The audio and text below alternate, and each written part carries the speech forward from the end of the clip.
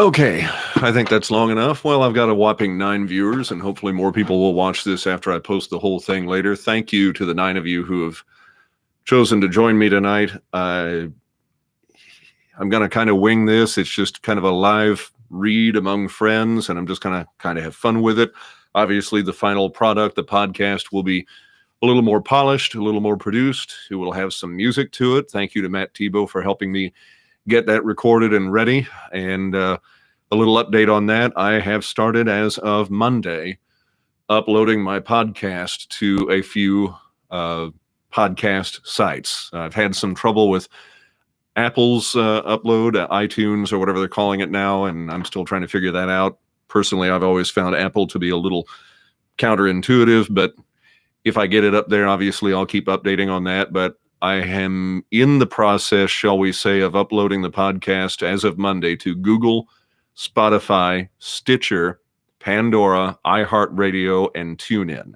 Now, as far as I know, it's not appearing on any of those yet. Every one of these sites has a different number of, it might be hours, days, they say, or even one said 4 to 6 weeks before it'll appear. But I started the process Monday of uploading the podcast. So in theory, over the next few days and weeks, it will start appearing on those services. So again, so far, you should be able to find it at some point soon on Google, Spotify, Stitcher, Pandora, iHeartRadio, and TuneIn. And I'm going to keep working on Apple. Kay, welcome to the broadcast. Unfortunately, I'm not doing Bertha's episode tonight. I hope you're not too disappointed by that, but I'm glad to see you on board anyway. So I'm going to go ahead and get rolling. And as I said, when we have the podcast up and loaded, it'll sound a little different from what you're going to hear tonight. But like I said, I'm just going to have some fun reading this for some friends, and I appreciate you all joining me. So we're just going to get right into the story. And as far as I know, by the way, none of you know what story I'm reading tonight, so this will be a surprise. We'll see how quickly you spot it. A couple of you might recognize it. And I know a couple of you have previewed this for me to make sure that the audio sounded good and everything. But some of you won't know what this story is until I get into it, so let's do that. The afternoon of Friday, February 16th, 1968, was a typical late winter Friday afternoon in Moberly, Missouri. It wasn't quite cold, but not quite warm. There was no precipitation falling, but it was a gray, dreary day. Most of the residents of the north central Missouri town were just going about their usual Friday routines. Many children were just getting out of school. Many adults had only another hour or two remaining between them and their weekend. Things would soon begin to get busy in the 100 block of Reed Street, one of Moberly's hubs of activity. This block was known as the Levee. It had, for a generation or more, been home to several taverns, hotels, and pool halls. Residents say one could get just about anything at the Levee, particularly if one was after a drink, drugs, or a companion for the night. Looming over its brick storefronts from the end of Reed Street was the city's Union Station, a monument to the importance to the town of the railroad. Passenger and cargo trains made for a steady stream of commerce and a steady stream of customers for places like the Levee. Some say one of the rowdiest bars in the 100 block of Reed Street in Moberly was the Randolph Tavern. When new owners took it over, they knew it had a reputation for lots of fights, lots of arrests, and lots of criminals hanging around. They were cautioned to run a clean operation. That's what they planned to do when they opened for business just a week ago. That afternoon, a man walked into the bar and ordered a beer. The answer from behind the bar was no. His name was among those posted on the wall of people who could not be served. Some of the customers that afternoon were his friends, and he asked one of them to buy him a beer. They also refused, if only to avoid getting on the bad side of the owners, who were trying to keep the place from living up to its wild reputation. The man walked outside. Here he carried on a conversation with one of his friends from inside the bar, a woman he had known for some time. Finally, frustrated, he left. People in the Randolph paid little attention. Many of them didn't even notice when sometime later he returned. A few noticed when he stepped inside the front door and immediately began sloshing the contents of a 5-gallon bucket onto a wall, the floor, and a coin-operated bowling machine. A couple more looked up just in time to see him take the matchbook out of his pocket. He struck a match, dropped it, and ran out the door as the gasoline ignited. He left 16 people, 10 men, 5 women, and 1 baby to their fates. This is Show Me Murder. Welcome to Show Me Murder. I'm your host, Michael Lear. For any of you on the program who don't know who I am, I worked in radio news for 19 years, and for the past 9 years, I've been a tour guide at Missouri State Penitentiary. I decided to do this podcast out of my love of history and my radio background, and I want to approach each case as I did the news stories I covered, as well as from the perspective of an amateur historian. For their help in this episode, I want to thank Joyce Campbell, Joe Barnes, and the rest of the staff at the Randolph County Historical Society, the Missouri State Archives, and Jennifer Carter Dockler and the Missouri Coalition Against Domestic and Sexual Violence. If you like what you hear and you want to hear more, and I mentioned this a moment ago, I have started just in the last few days uploading this podcast to various sites, and so far as I know, it doesn't appear on any of them yet. But over the next few days and weeks, you should be able to find it on Google, Spotify, Stitcher, Pandora, iHeartRadio, and TuneIn. And I'm working on Apple. As soon as I get it uploaded there, you'll be able to find it. So again, you can hopefully find it soon on Google, Spotify, Stitcher, Pandora, iHeartRadio, and TuneIn. And you can find social media sites on Twitter, Facebook, and Instagram by the name Show Me Murder. I hope you'll interact with me. Maybe you can even suggest some Missouri cases for potential future episodes. And if you haven't already, I hope you'll come take a tour with me at Missouri State Penitentiary. And now back into the story. It is no exaggeration to say that Moberly owes its very existence to the railroad. It was platted by a railroad at a site where several lines would cross. Railroad companies saw the creation of towns as a way to control and populate the areas along their lines, as well as to provide businesses to support the farmers and workers who would grow the products their trains would ship. Many towns were created and some prospered while others dwindled and failed. Moberly succeeded because of its position as a junction and a stopping point. Not only did trains and goods from throughout the country pass through, but often it was where the trains stopped to switch crews or make repairs, so passengers and workers often stayed a night or longer. Once businesses and residents began moving to the town, it grew quickly, going from a single man in 1860 to a town of 1,500 in 1870 to more than 6,000 by 1880. By 1920, it was nearing 13,000 residents and has hovered near that mark ever since. Its rapid growth earned it the nickname the Magic City because it, quote, sprang up almost overnight as if by magic. The growing population provided plenty of customers for a variety of businesses, including the usual things like machine shops, carpenters, doctors, barbers, and restaurants. The local residents, combined with the steady stream of transient customers like traveling salesmen and railroad workers, supported those as well as things like bars, pool halls, liquor stores, and, yes, brothels. In fact, Moberly was famous nationally and perhaps beyond for its brothels. The most popular of these was the Sycamore, despite the fact that it operated for decades largely by not drawing a great deal of attention to itself.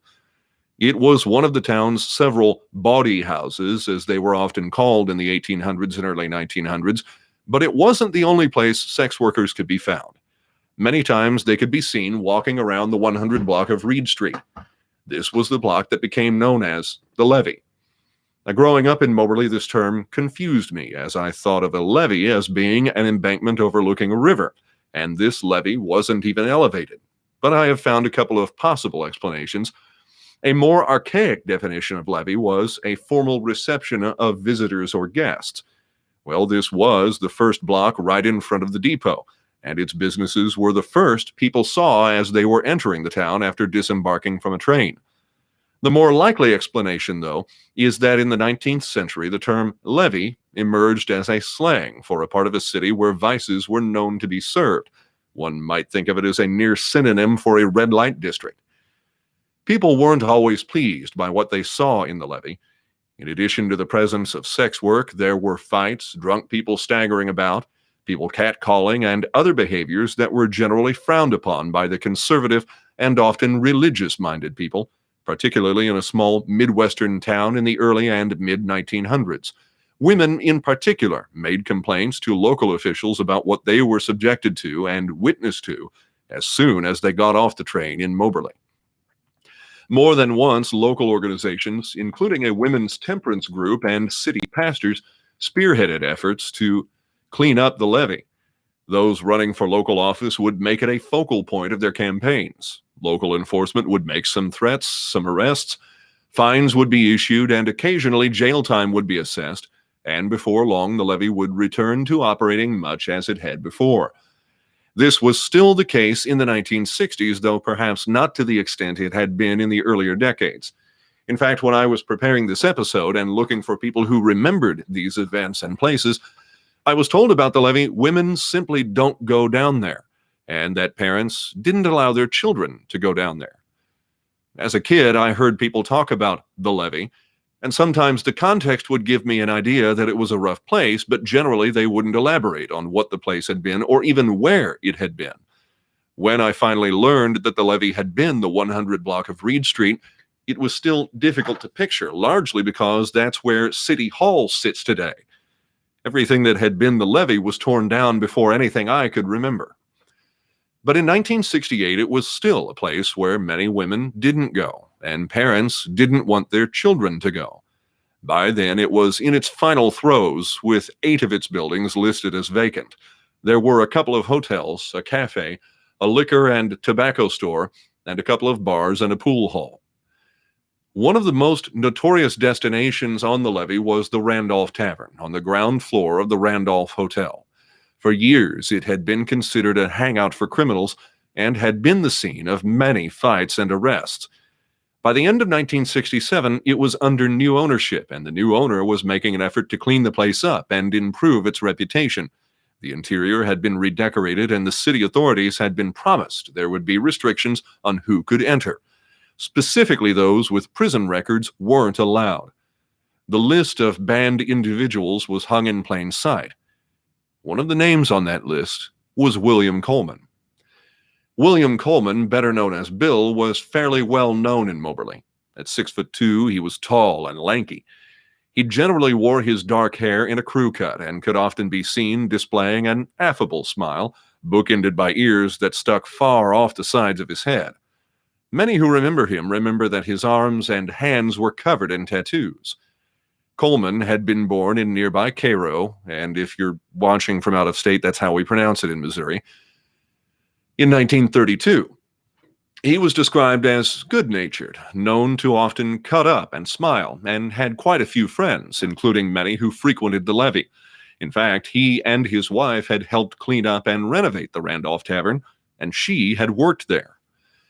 He was also described by local law enforcement as a troublemaker, and he had a long criminal history.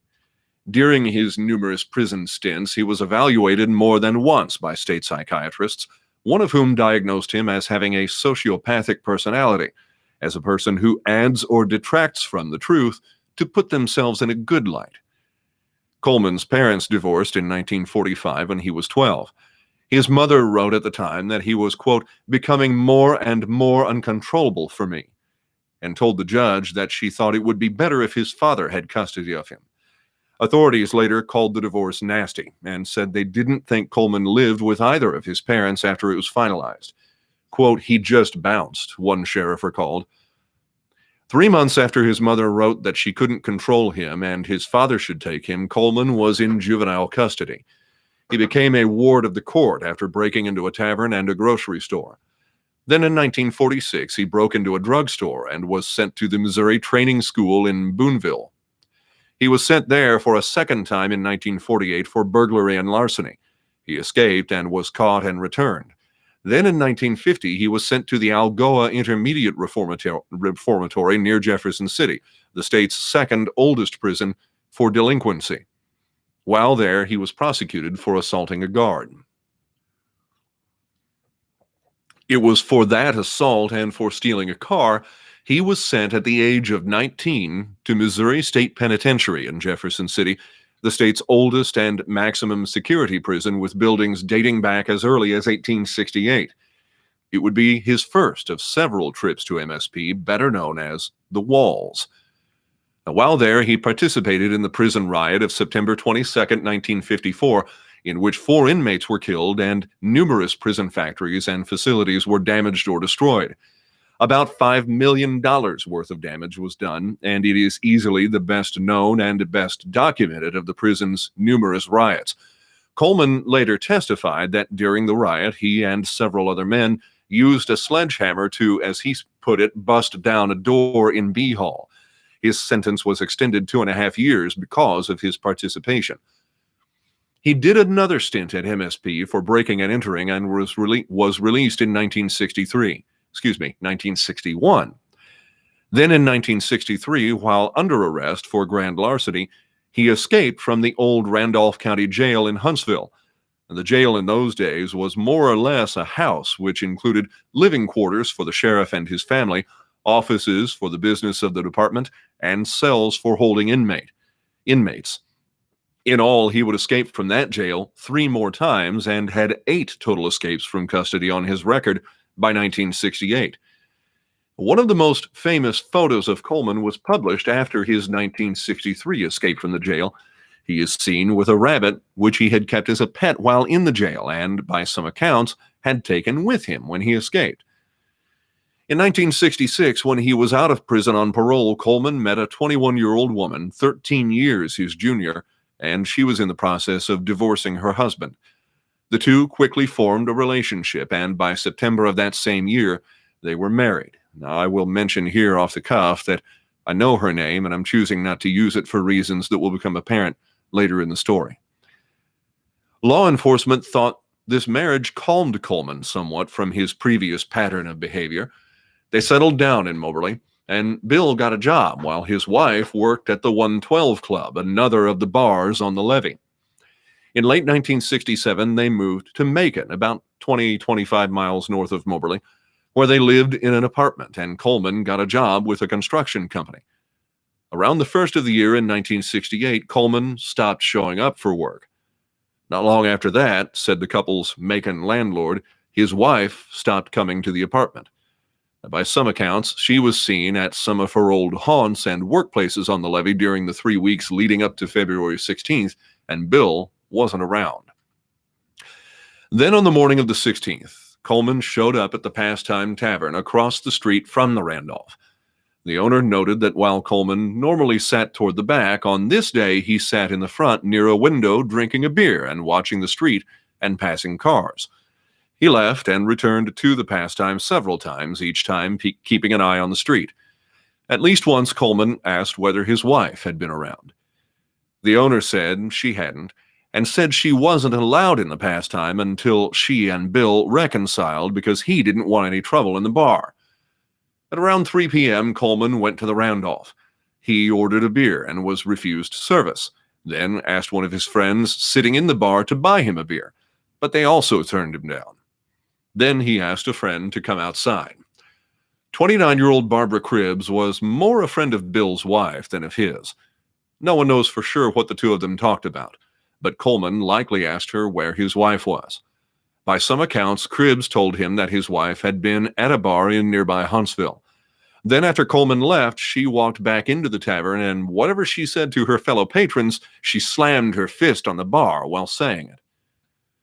Just before 4 p.m., Coleman returned to the tavern with the gasoline he'd bought at a nearby filling station. He was carrying it in a 5-gallon grease bucket. One witness, 24-year-old Vivian McSparran, said the gasoline looked like dirty water, having mixed with whatever else had been in the bucket, so at first she didn't realize what it was. 16 people were in the bar. McSparran sat on a stool near the entrance with a 2-year-old baby she was watching. A couple of men, 46-year-old Virgil Hill and 70-year-old Charles Buckler, were seated at the bar, having bought one another a couple of rounds. One of them was just about to get up and go toward the back to visit another friend. Coleman never said a word as he stepped inside the tavern's open front door and swung the bucket in a wide arc. He slung it once or twice more before throwing the bucket toward the back of the bar, where it landed with a loud clang. He lit a match, dropped it under the gasoline, and left. He'd been in the bar fewer than 10 seconds.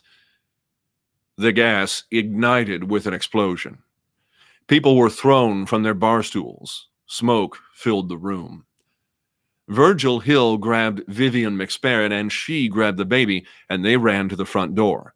It had been blown shut and was sealed, but they were able to force it open and escape. Charles Buckler ran out behind them. Both men suffered significant burns before getting out the door.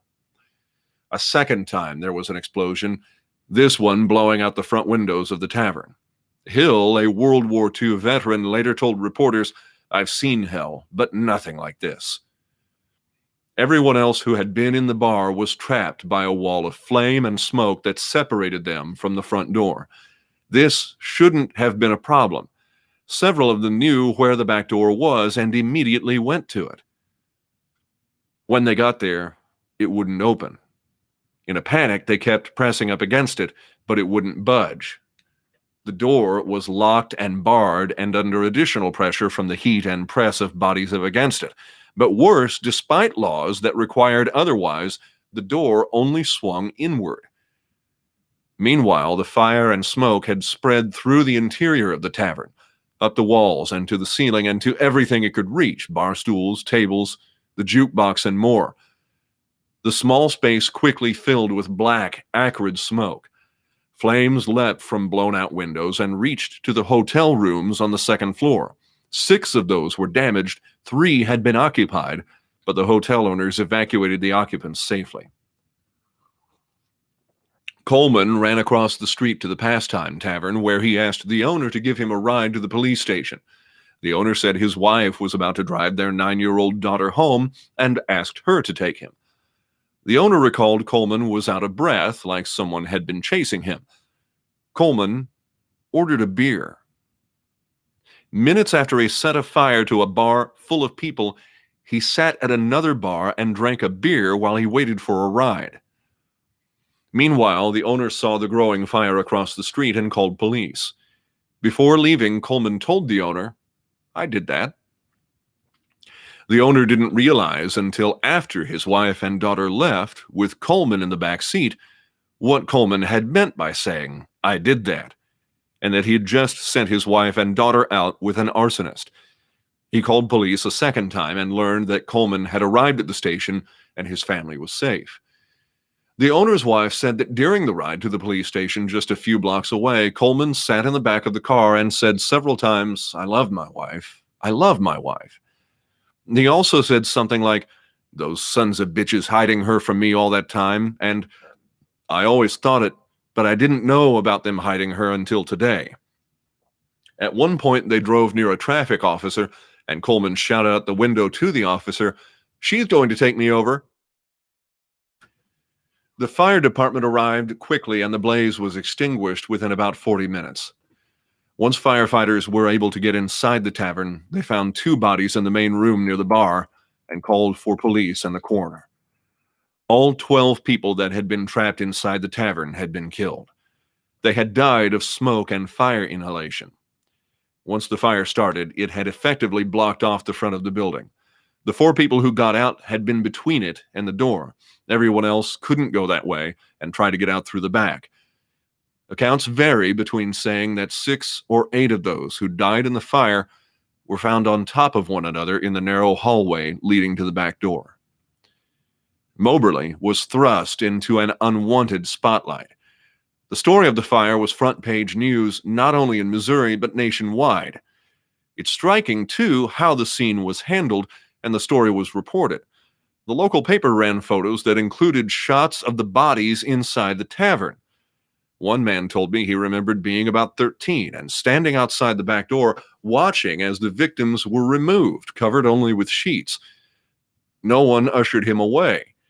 He said he'll never forget the way some of them were positioned, their arms still outstretched. It's hard to imagine that today such photos would have been printed and that the scene would not have been more secure. I'll take a break in the story here to look at some other things going on around the country at the same time as this fire happened. I like to try and put things into more context that way. Now, the fire again happened on February 16th, 1968. On February 1st of that year, a South Vietnamese general and chief of the National Police executed a Viet Cong officer on a Saigon street. A photo of the moment of the execution is taken by AP photographer Eddie Adams and later won a Pulitzer Prize, and the photo became one of the most famous and influential images of the Vietnam War. Also on February 1st, the U.S. minimum wage was increased from $1.40 an hour to $1.60 an hour. Also on February 16th, the same day as the fire, NBC announced that Star Trek, previously slated for cancellation, had been renewed for a third season, largely owing to an extensive letter-writing campaign by fans. On February 19th, Mr. Rogers' Neighborhood made its nationwide debut on the National Education Television Network. On February 24th, Fleetwood Mac's eponymous debut album was released. On February 25th, 1968, the Khmer Rouge launched its first widespread campaign with simultaneous attacks on multiple military installations throughout Cambodia, seizing rifles and machine guns. And on April 4th of 1968, civil rights leader and minister Martin Luther King Jr. is fatally shot while standing on a balcony outside his room at the Lorraine Motel in Memphis, Tennessee. The assassination sparked rioting in dozens of U.S. cities, while President Lyndon Johnson declared a national day of mourning on April 7th. Now we get back to the story. There was little doubt who was responsible for the fire at the Randolph Tavern. Few were surprised that Coleman was the suspect, especially among law enforcement. When the Randolph County Sheriff heard about the fire while out of town, he told his deputy, "Bet you $1 to a donut Bill Coleman did that." 24 charges were filed against Coleman the next day, one for each victim, or rather, for each victim, there was one count of first-degree murder and one count of first-degree murder by perpetration of arson. He told the judge at his arraignment, quote, "I am guilty of the fire, but murder? I'm not guilty of that. That was an accident." What wasn't clear was a motive. In the days following the fire, news coverage focused on the fact that Coleman was one on the list of those who couldn't be served in the Randolph, suggesting a belief that he set the fire in anger over not being served. A headline in San Diego declared, 12 die in cafe fire set by ousted patron. This didn't make sense to the owner, though, who told reporters he had discussed with Coleman the situation, that he had agreed to keep those who served prison terms out in order to reopen the troubled tavern. And he said Coleman understood and was all right with that. And remember, Coleman was one of the people who helped remodel the Randolph Tavern for the owner. Coleman was frequently moved out of Randolph County in the months following the fire. This was mostly because local residents were so shocked and angered that law enforcement was concerned there might be an attempt to lynch him. It was also because he tried to escape at least once, maybe twice. While he was held in the Randolph County Jail, the sheriff found out one of the bars on his cell had been sawed through. On another occasion, it looked as though he'd tried to dig through the floor at the base of the cell's toilet. Coleman spent a lot of this time awaiting trial alongside condemned men on death row at Missouri State Penitentiary. He would later complain about being shackled to a bed there. This could have been over escape attempts or because of behavioral issues. He reportedly attempted suicide 6 times. Coleman wrote to a Moberly Monitor Index reporter complaining about his multiple transfers and about being held in prison without being convicted of a crime. He even suggested he wanted the chance to go before a judge to plead guilty, saying it was the only way he could keep what sanity he had left. He never referenced the victims of the fire or any remorse at what had happened. His correspondence was always about him. Now, the case finally went to trial on September of 1969. Prosecutors focused on the murder charges in the death of only one person, the bartender, 60-year-old Geraldine Settles. The logic was that if they somehow failed to obtain a conviction, or if Coleman got off lightly, there would be 11 more opportunities to prosecute him. At the trial, authorities relied primarily on the testimony of Vivian McSparran, the woman who had been sitting in the bar with the baby when Coleman came in with the gasoline. She testified that she had seen him come in, sling the gas, and light it. The two men who had escaped the tavern with her, Virgil Hill and Charles Buckler, testified they had seen Coleman come in with the bucket and throw the gas, but neither had seen him light it. Other testimony for the prosecution focused on Coleman's activities in the hour before the fire. In addition to being in and out of the pastime multiple times and the Randolph Tavern twice, he had visited at least 2 other taverns that day, one in Moberly and one in Huntsville. He also visited friends at a trailer court west of Moberly, where he negotiated the purchase of a car and tried to buy a gun. At all of these stops, he made the same inquiry. He asked if anyone knew where his wife was. He had missed her by a few hours at Pappy's Tavern in Huntsville. That appears to be the closest he came to finding her. The prosecution's main focus was to establish that Coleman had deliberately set the fire. Secondarily, its arguments suggested that his motive had more to do with his efforts to find his estranged wife and a belief that people in the Randolph were hiding her from him. Other men testified that while Coleman was with them in the hours before the fire, he told them, quote, "When I leave this town, they're going to remember me. I'm going to make history." And, quote, "It may be the last time you see me. They are hiding my wife, and they'll be sorry." Now, even though Coleman said at his arraignment 19 months before that he was guilty of the fire, but the deaths had been accidental, his attorney's argument at the trial was that the fire had been an accident. Coleman's story was that he had damaged the transmission of a car he'd borrowed, and he was looking for the car's owner so the two could work on it. He said he got the gasoline for washing grease and oil off their hands, tools, and parts. He said he went to the Randolph Tavern looking for his friend, and while walking there with the bucket of gasoline, some of it splashed on his shirt sleeve. Coleman claimed when he entered the bar, McSparran lit a cigarette and then threw her match, hitting his arm and setting the sleeve on fire. He said this caused him to jerk his arm, slinging the gas around and spreading the fire. Coleman said after leaving the bar, he immediately went to the police station because he knew authorities would want to talk to him about the fire.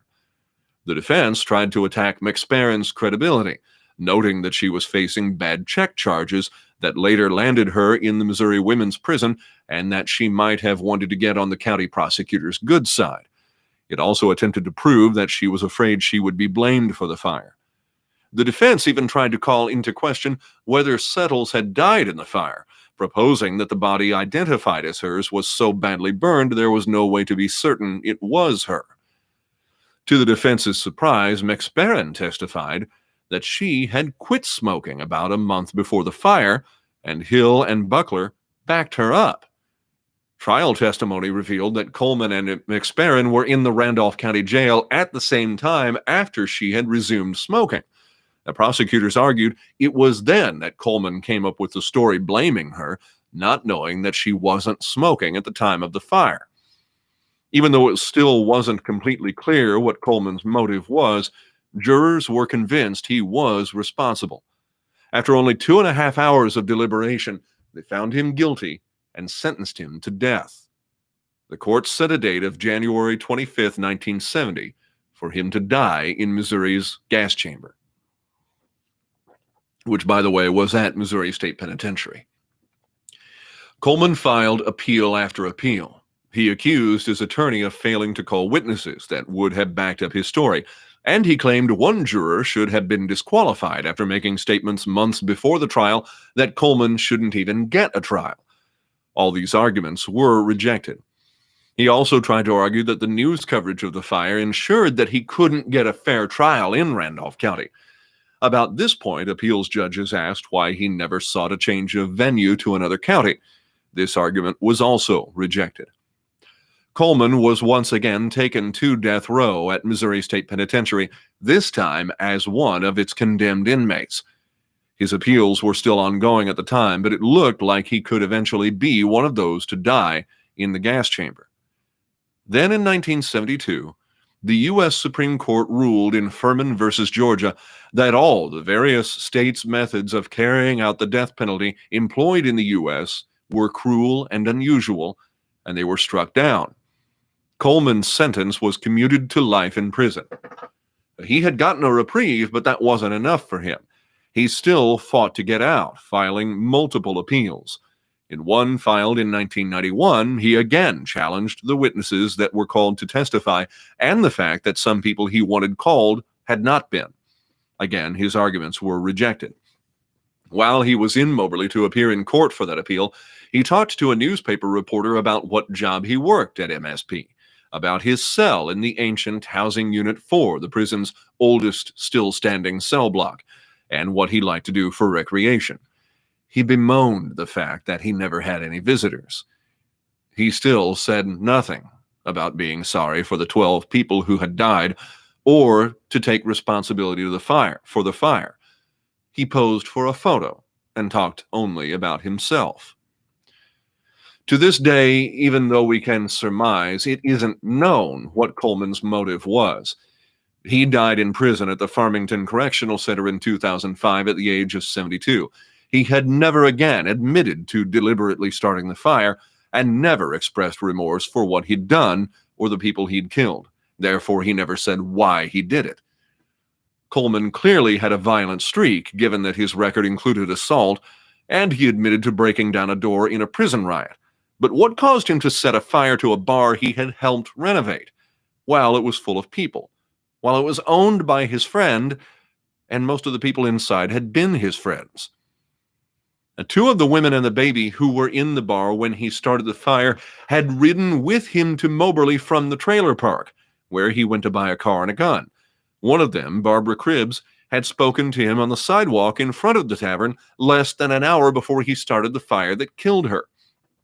It seems clear he was trying to find his wife, and it does seem that she was avoiding him and that some of the people in the Randolph that day knew where she was and might have been trying to help her avoid him. When one reporter managed to track her down weeks after the fire, she told him that Coleman had been beating her up and drinking frequently. Now, the couple had been separated for about 3 weeks at the time of the fire. Coleman claimed he wanted to find her only because he still had belongings of hers in their apartment in Macon, and he wanted to talk to her about getting moved out of it so he could quit paying the rent. Even if he was looking for her, it still didn't explain why he started the fire. Did he think she was in the tavern at the time and he wanted to kill her?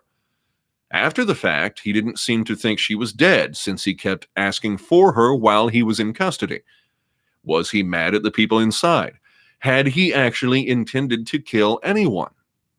Why did he immediately go to the police? Now, all these questions remain, but the fact is, what matters is that 12 people died. Many of the people born in the 50-plus years that have passed since the tavern fire don't remember it, or the levee, or Bill Coleman.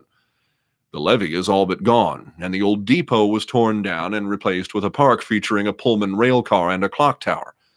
Few people realize that the place where Moberly's City Hall stands today was once one of the bawdiest places in town and beyond, let alone the scene of such a tragedy. Many don't know that the tavern fire became a focal point in legal battles, reinforcing codes that require doors in bars to swing outward, or requiring that gas can only be bought in approved containers. What should be remembered is that on that Friday afternoon in 1968, 12 families were changed forever. 12 innocent people died, leaving behind dozens of loved ones and friends from whom they shouldn't have been taken. All of them left behind stories. Barbara Cribbs was only 29 when she died, and she was raising 6 children. Ruby Durbovin had 2 sons and a husband waiting for her at home. She and her mother-in-law, Ella Mae Durbovin, met at the tavern to wait for a ride home after both of them had gotten off work at a local nursing home. Ella Mae had 2 children and 5 grandchildren. Silas Crutchfield had a son and a daughter. James Lowry had 2 daughters. James Rockwood left behind his mother and 6 siblings. At least 3 people in the tavern that day had survived World War II, only to die unexpectedly in a place where they should have been able to pass the time in complete and careless safety. Geraldine Settles was supposed to get off work at 4 p.m., roughly 5 minutes after the fire was started. She had started work at the bar 4 days earlier. Her 60th birthday was 6 days earlier. Unfortunately, not much was ever written about these 12 people outside of those newspaper articles, but they were more than names. George Doherty, Jerry Ronimus, Clell Frederick, Elbert Smith, Albert Scholl. Let's hope they are remembered not only for how their lives were so cruelly and needlessly ended that day, but because they were more than how they died. But there is one other victim to remember. By most accounts, Bill Coleman's wife disappeared from the Moberly area after the events related to the fire. She had been subpoenaed to testify in the trial, but was never called to the stand.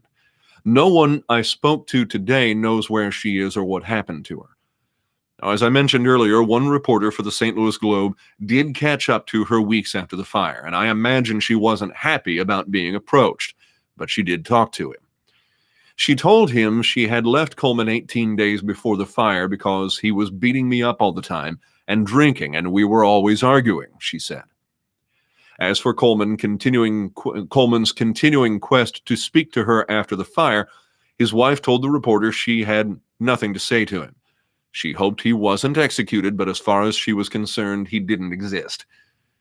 He wrote in his article that some in Moberly blamed her for the fire. One man told him it never would have happened if she hadn't left him. Now, one domestic violence advocate told me in particular that gave her chills. Now, Jennifer Carter Dockler is the public policy director with the Missouri Coalition Against Domestic and Sexual Violence, and someone I have interviewed numerous times in past years and have come to rely on and consider a friend. She sat down with me for an interview about this case. Quote, usually the most common question we're asked is, why didn't this person who was being abused leave? And so the question is polar opposite, Carter Dockler told me. She said Coleman's behavior in abusing her and then searching for her and his history of violent crimes makes clear that she had little choice but to leave. Now again, I quote, no matter what, this is going to be a bad outcome, because we've got an individual in Bill Coleman who has a very scary tendency. I don't think it would have been realistic to expect her to just take beatings for the rest of her life until she dies. That's not fair. That's not right, Carter Dockler told me. She notes that this happened at a time when there were no domestic abuse shelters or hotlines with people trained in how to help Coleman's wife get away from him. The general attitude toward domestic violence in the 1960s and 70s was that it was a private family matter to be kept quiet, and the community should not be involved in dealing with it. It was fortunate for her then that she was able to find friends who did help her. Carter Dockler was also struck by the fact that at least one tavern owner said Coleman's wife was not allowed in the establishment until the couple reconciled. But he let Coleman in. Quote, it was as if she's supposed to fix it. How is she supposed to fix this other person's behavior? Said Carter Dockler.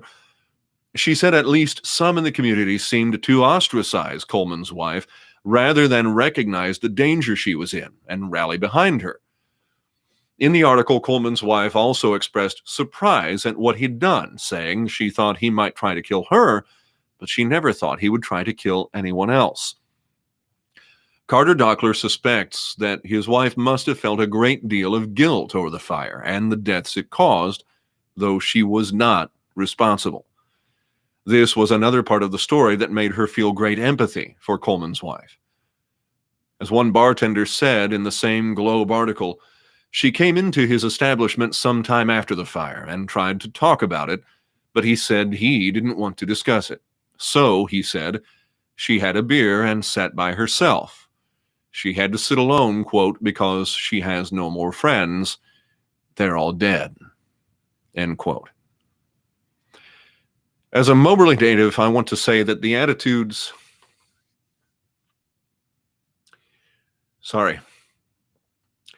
The attitudes toward domestic violence presented in that Globe article are not the ones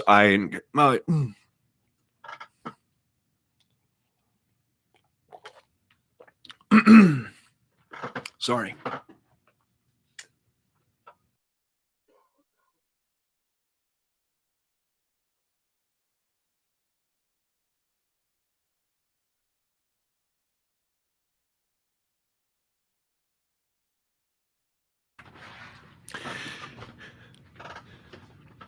Sorry, that was hard to read. As a Moberly native, I want to say that the attitudes toward domestic violence presented in that Globe article are not the ones I encountered growing up. Dockler adds that attitudes today are very different from those in the 60s and the 70s and those heard in this article in Moberly and elsewhere. In fact, like many communities around the state, Moberly has a domestic violence shelter that is supported by the local community, but it is always in need of something. Now, to find listings of those shelters at the Missouri Coalition Against Domestic Violence and Sexual Violence's website, go to mocadsv.org. That's mocadsv.org. You'll also find links on the show. You'll also find links on the Show Me Murder Twitter, Instagram, and Facebook feeds when I post this episode. Those needing help can find resources there, or by calling the national hotline, 800-799-7233. That's also going to be posted on our social media sites. And finally, my full interview with Jennifer about this case will be posted around the same time that I post this episode. So I encourage you to give that a listen as well. So that is the show. I want to thank you again for being a part of this broadcast tonight and for being interested in my podcast. And again, I am in the process now. I started on Monday uploading this to Google, Spotify, Stitcher, Pandora, iHeartRadio, and TuneIn. And I'm working on Apple. If I can figure out how to get a couple of loopholes Apple has, I'll upload it to iTunes or whatever they're calling it today. I'll put it on there as well. But again, in the next few days, weeks, I hope it won't be more than a few weeks at most. You should find it on Google Podcasts, Spotify, Stitcher, Pandora, iHeartRadio, and TuneIn. And again, I'm working on Apple. But I am in the process now of uploading this podcast and getting it launched. I hope you enjoyed this episode. The first season, I'll tell you, I should have said this at the beginning of the podcast, the first season, I'm calling it, is only 7 episodes.